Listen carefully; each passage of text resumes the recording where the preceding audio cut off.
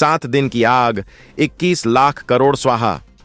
एक बार फिर तेज हो सकती है लॉस एंजेलिस में तबाही। हॉलीवुड की वजह से लॉस एंजेलिस को पूरी दुनिया जानती है। 35 किलोमीटर और 3,21,000 एकड़ में बसे इस शहर की कुल आबादी 38 लाख है। ये वो चमकता शहर है जिसकी चमक से पूरी दुनिया चौंधिया जाती है। बड़े बड़े सितारों और मिलेनियर बिलेनियर के आलीशान और महंगे घर इसी शहर में हैं। इसी शहर की दूसरी तस्वीर पिछले एक हफ्ते से पूरी दुनिया देख रही है। अपनी फिल्मों से पर्दे पर आग लगाने वाला हॉलीवुड आज खुद कुछ यूं आग की चपेटे में है।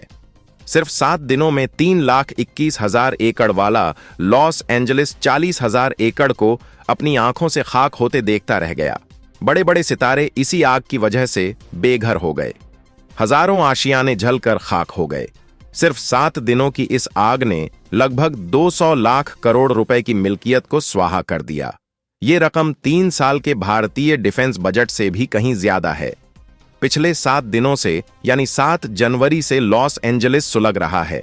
इसी के साथ ये सुलगता सवाल भी पूछा जा रहा है कि आखिर क्या वजह है अमेरिका इस आग के आगे बेबस है। 7 दिन बाद भी इस आग पर काबू क्यों नहीं पाया जा सका है। उससे भी सुलगता सवाल ये कि इस आग की शुरुआत कैसे हुई। तो चलिए सिलसिलेवार इन सुलगते सवालों के जवाब जानते हैं।